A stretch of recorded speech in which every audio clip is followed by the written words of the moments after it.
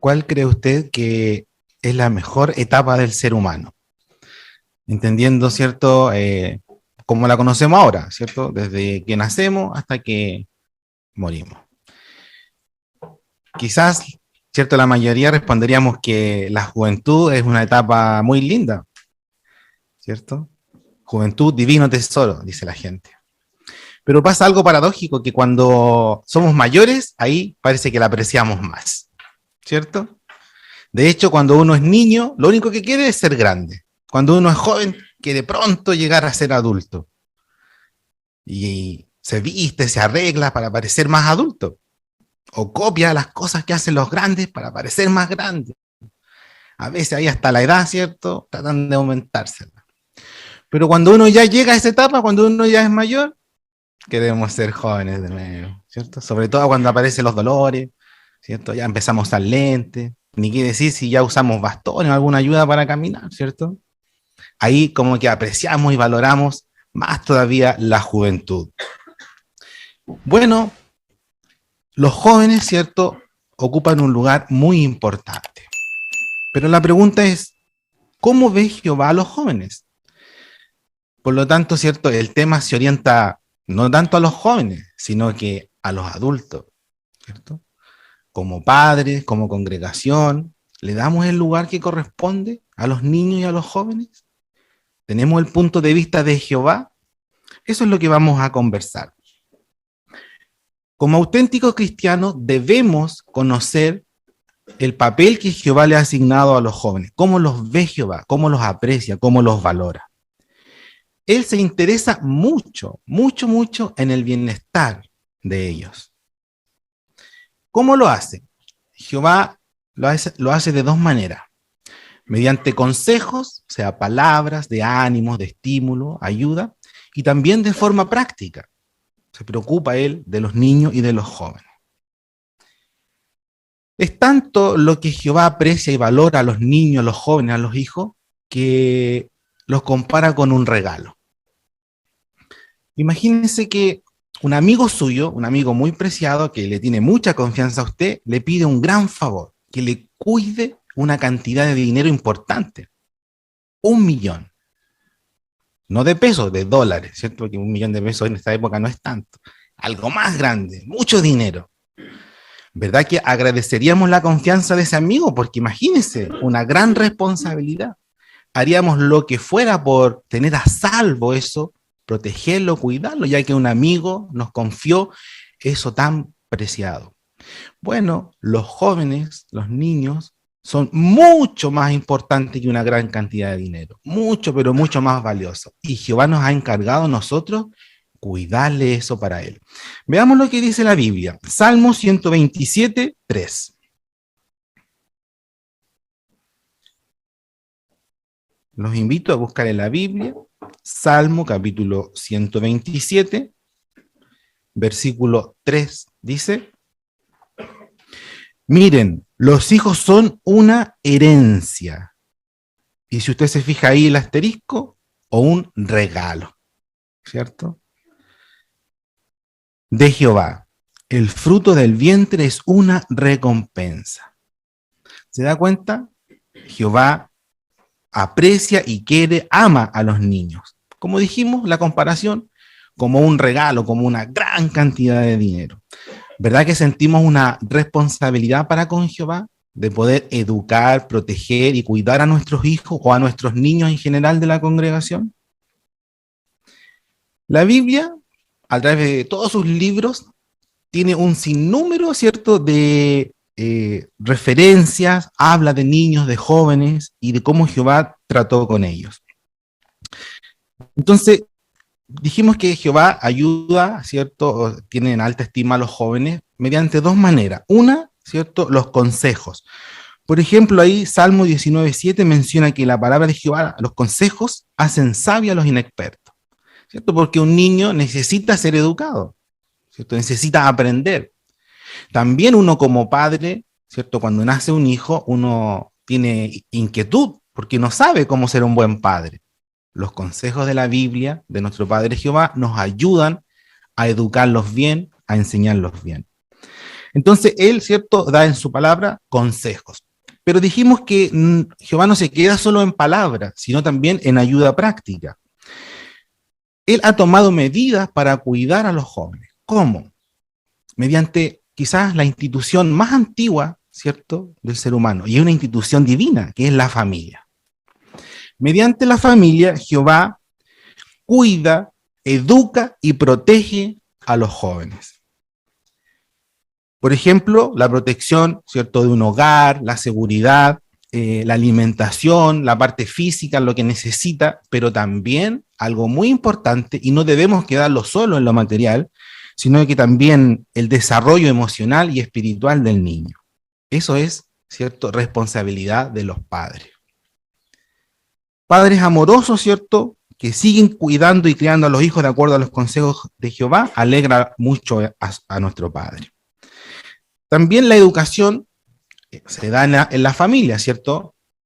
Si el papá es cristiano, él tiene mayormente la responsabilidad, pero si no existe el papá, la figura paterna, o la mamá, ¿cierto?, sirve sola a Jehová, la mamá toma el rol de enseñar y de educar las normas morales a los hijos. Pero también, ¿cierto?, la congregación, porque a veces hay personas que sirven solas a Jehová, que no tienen, quizás son huérfanos, padre o madre ya murió, o no sirven a Jehová. Entonces ahí la congregación pasa a ser la familia, el padre y la madre que tanto necesita ese joven. Mire, para entender un poco cómo los ve Jehová, ya en el pasado, en la ley de Moisés, habían estrictas normas para proteger a los niños de los abusos. Por ejemplo, menciona ahí Éxodo 22, 22 y 24, específicamente no maltratar a los huérfanos. Y Jehová ya anuncia el castigo. Si las personas descuidaban este aspecto de la ley, venía un severo castigo de parte de Jehová. Entonces eso nos transmite una idea de cómo piensa Jehová, de cómo ve Él a nuestros queridos niños. Nosotros también en esta época como cristianos vemos a los jóvenes como los ve Jehová. ¿Y cuál es el modelo como cristianos, como seguidores de Jesús? Bueno, sabemos del trato que tuvo Jesús con los niños, los jóvenes cuando estuvo en la tierra. Recordamos, ¿cierto?, un episodio muy interesante ahí cuando los niños, quizás con curiosidad, con admiración, se acercaron a Jesús. ¿Y qué hicieron los apóstoles, ¿cierto? Por hacerla mejor, dijeron, no molesten al maestro. Jesús se molestó, los reprendió. ¿Por qué hacen eso? Dejen que los niños se acerquen. ¿Se fija? Ese es el modelo. Esa es la forma que como cristianos tenemos de interesarnos sinceramente por los jóvenes. Como dijimos, esta responsabilidad Jehová la ha traspasado o nos ha pedido a nosotros como padres. Mira, por favor, edúcame y cuídame a este niño que te estoy regalando. ¿Cómo debemos hacerlo entonces? La Biblia nos enseña. Por ejemplo, vamos a ver Efesios 6:4, ¿cierto? El texto favorito de los hijos. Vamos a ver ahí, ¿cierto? Efesios capítulo 6, versículo 4. Dice, padres, no irriten a sus hijos, sino sigan criándolos de acuerdo con la disciplina y los consejos de Jehová. ¿Cómo uno podría irritar al hijo? ¿O cómo debe ser la disciplina que un padre le administra a los hijos? Jehová nos educa y nos enseña, independiente de cómo haya sido nuestra época, ¿cierto? O la de nuestros padres. Porque muchos recordarán que en el pasado la disciplina era muy severa, quizás demasiado, ¿cierto? Demasiado estricta, o se entendía literalmente como algo netamente físico, como un castigo, golpes. Pero ese no es el punto de vista de Jehová.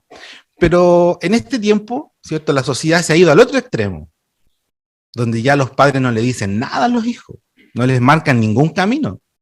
No, que solo él vaya viendo, ¿cierto?, lo que está bien o está mal. No se atreven a corregirlo. O cuando él está grande para decidir, dice mucha gente, ¿cierto? Tampoco ese es el punto de vista de Jehová. Pero mire, con lo que acabamos de leer acá, Efesios 6:4, menciona ahí no estar irritando a los hijos. ¿Qué significa ahí? ¿Qué nos quiere decir Jehová con estas palabras? Porque también ahí habla de la disciplina, ¿cierto?, de ir enseñando a los hijos. Imagínese que usted está en un trabajo, a lo mejor le ha pasado, que tiene un jefe demasiado exigente. que le encuentra todo malo, lo está criticando todo el día. Usted haga lo que haga, el jefe le va a encontrar mal. Nunca una palabra de estímulo, nunca lo está haciendo bien, una felicitación, no. Solamente crítica. ¿Cómo se sentiría usted en ese ambiente laboral? Estaríamos buscando otro trabajo, ¿cierto? No estaríamos tranquilos. Sentiríamos una persecución en nuestra contra. Bueno, lo mismo trasládelo al ambiente familiar. Si nosotros como padres somos demasiado severos, demasiado críticos con lo que hacen nuestros hijos, ¿cierto? Al extremo de encontrarle todo mal, el niño se va a irritar.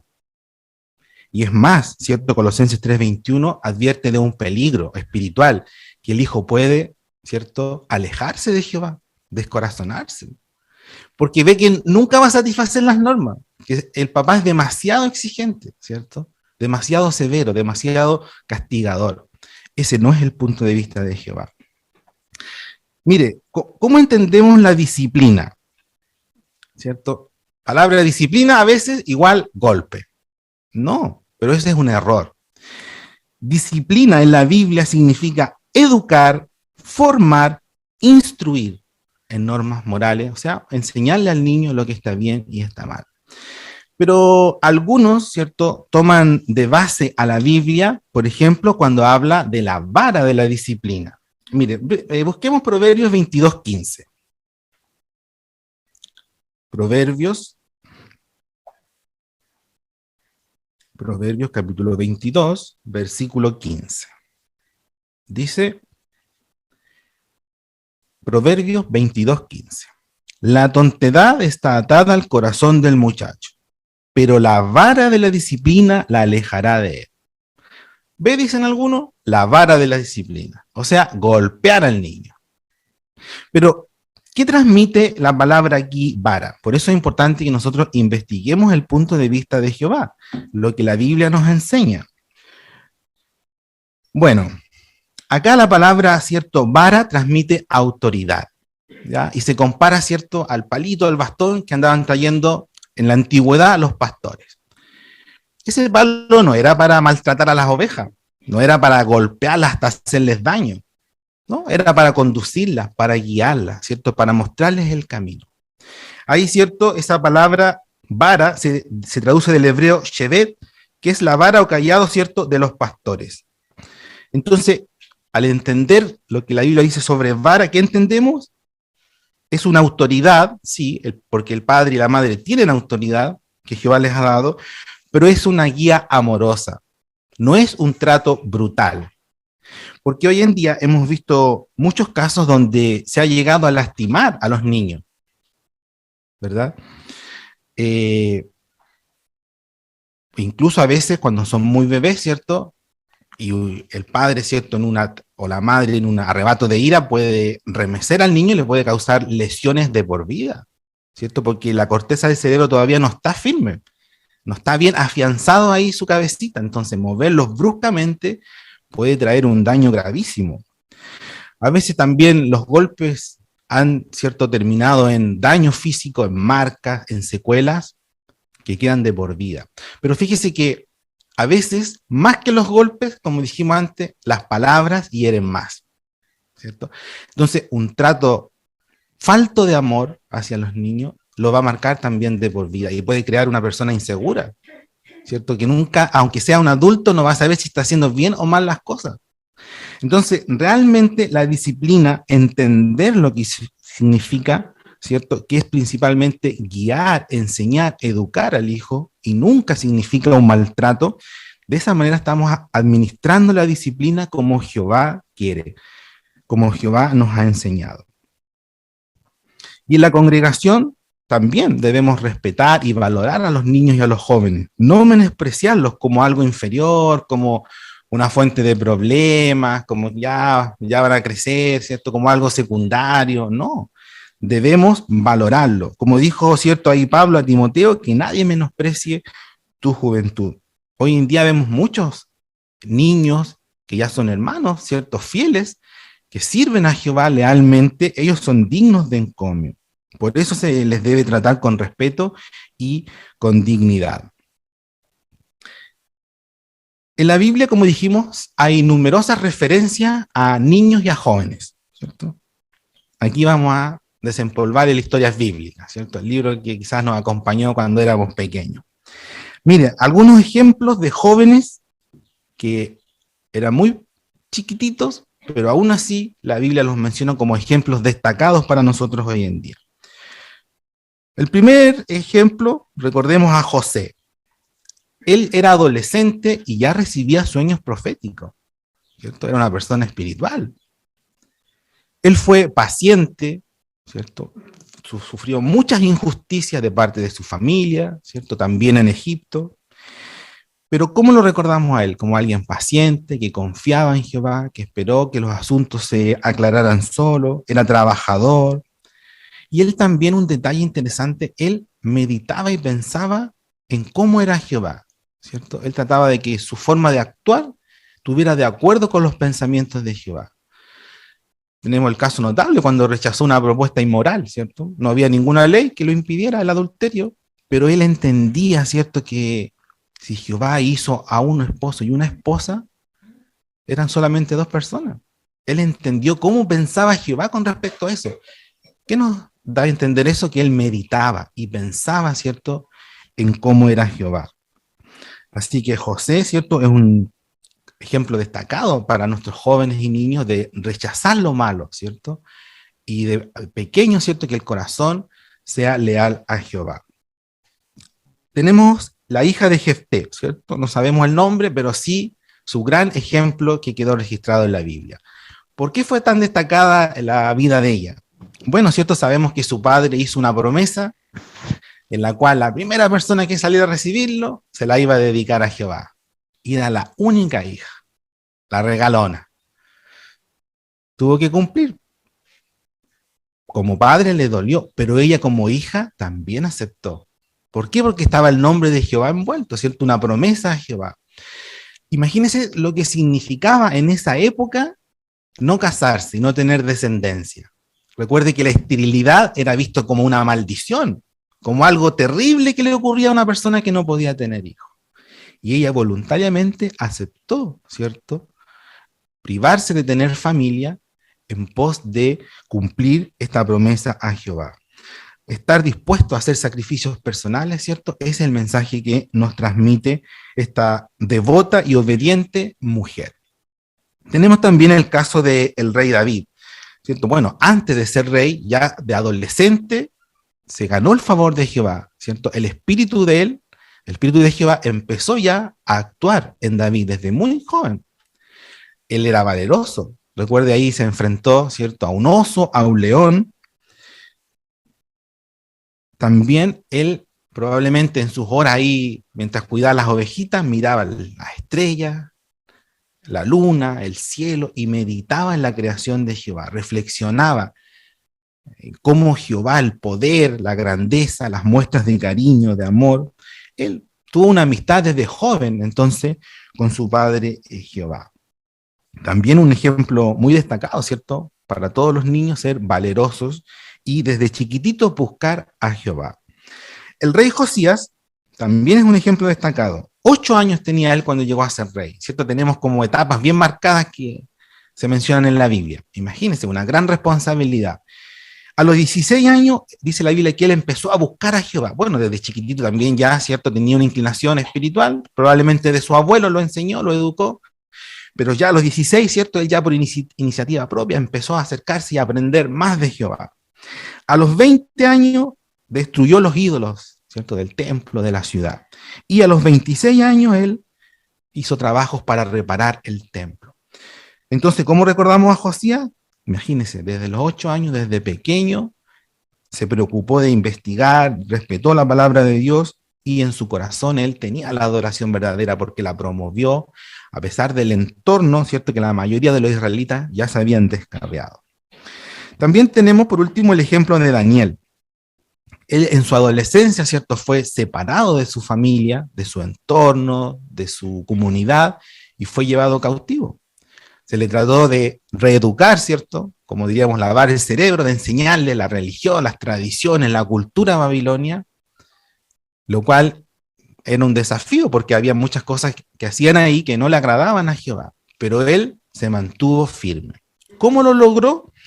La Biblia dice que él se resolvió en el corazón, ¿cierto? Él tomó la decisión antes. No dijo, a ver, voy a ver, ahí veo qué hago, no sé, pues estoy solo, no está mi papá, yo aquí me abandonaron. No, él en su corazón, ¿cierto? Con anticipación decidió mantenerse fiel a Jehová, firme y leal. Fue humilde también, tuvo fe en Jehová. Qué buenos ejemplos para los jóvenes, para que puedan también imitarlos e investigarlos. En la palabra de Dios hay muchas publicaciones donde nos enseñan valiosas lecciones de jóvenes del pasado. Bueno, dijimos que Jehová se interesa en los jóvenes, por eso les da consejo, advertencia y los corrige. Como él, como un padre amoroso, se preocupa, ¿cierto?, por el bienestar. Mire cómo lo plantea la Biblia, ahí en Proverbios capítulo 4, versículo 20, que los invito a ver.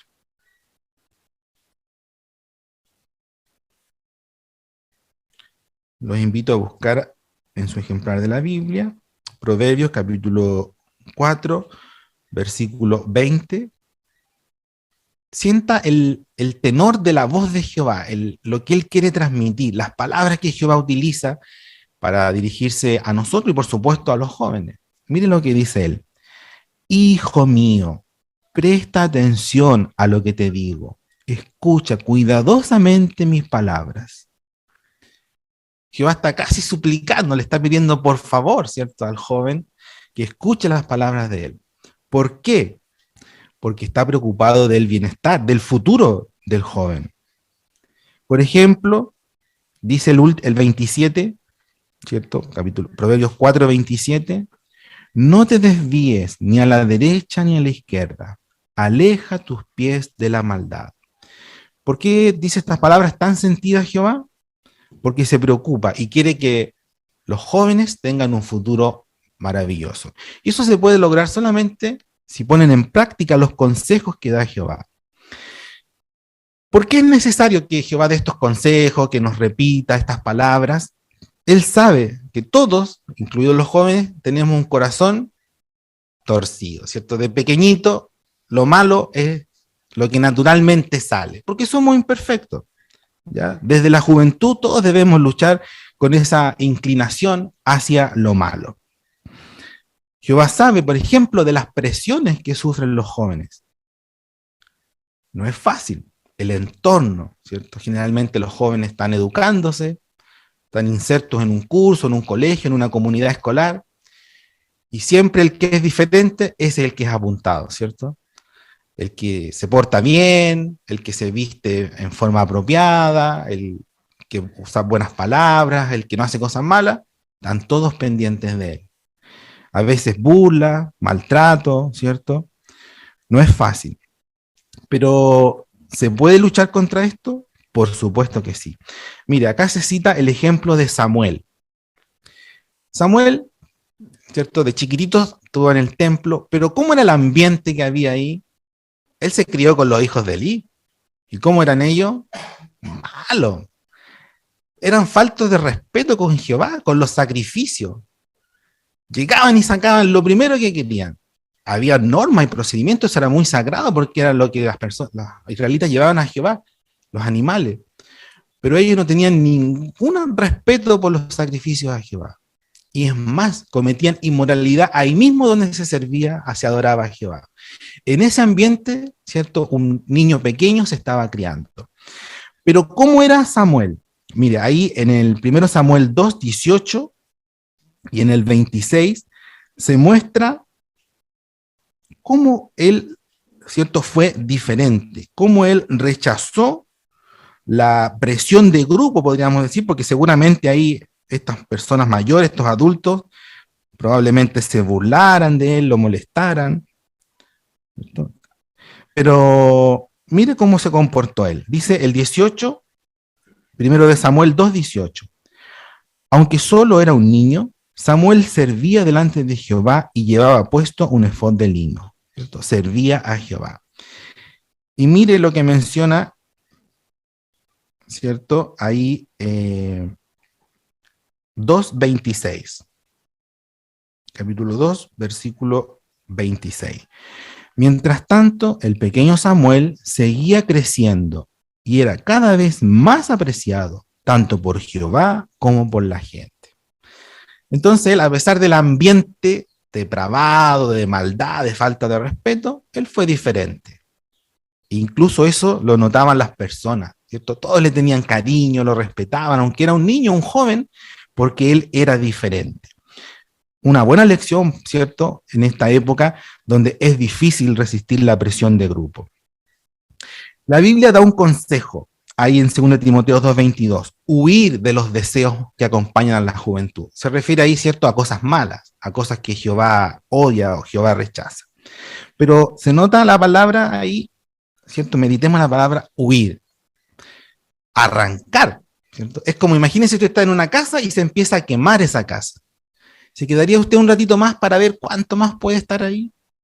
No, ¿cierto? Ante el peligro, uno debe huir, o sea, arrancar lo más rápido posible. Bueno, ese es el consejo de la palabra de Jehová. La inmoralidad, los placeres, las cosas que Jehová condena, el joven debe arrancar, huir rápidamente, lo más lejos posible de lo malo. Y aquí, ¿cierto? Recordemos el ejemplo de Daniel, tomar la decisión antes. Eso viene de una espiritualidad firme, de leer la Biblia, de investigar, de orar a Jehová, de tener una relación con él, sea sentir a Jehová como alguien real, como un amigo, ¿cierto? Por eso el joven va a tener el valor y en su corazón va a poder resistir. Mire, ¿por qué es tan importante esto? Porque todos vamos a rendir cuentas a Jehová, ¿cierto? Los jóvenes también. Jehová no obliga, dijimos ahí como padre amoroso en Proverbio, dice, hijo mío, mira, este es el camino. Si tú andas por ahí, te va a ir bien. Pero Jehová no puede obligarnos, ¿cierto? Nos ha hecho con libertad de escoger. Pero sí nos advierte de las consecuencias. Si el joven se aleja de Jehová, de las normas que él tiene, eso va a traer consecuencias tarde o temprano. Quizás ahora mismo, inmediatamente, y también en el futuro, cuando él traiga juicio a todo este mundo. Por eso debemos tener conciencia de que vamos a rendir cuentas a Jehová. Por ejemplo, los jóvenes que a lo mejor conocieron a Jehová ya más de grande, también tienen doble presión, porque en el pasado quizás tuvieron otra vida, o quizás una persona ya de adulta, ¿cierto? Constantemente tiene que luchar contra esa tendencia, quizás una adicción que superó un estilo de vida anterior, entonces no es fácil. Por eso, ¿cierto? Debe hacer doble esfuerzo.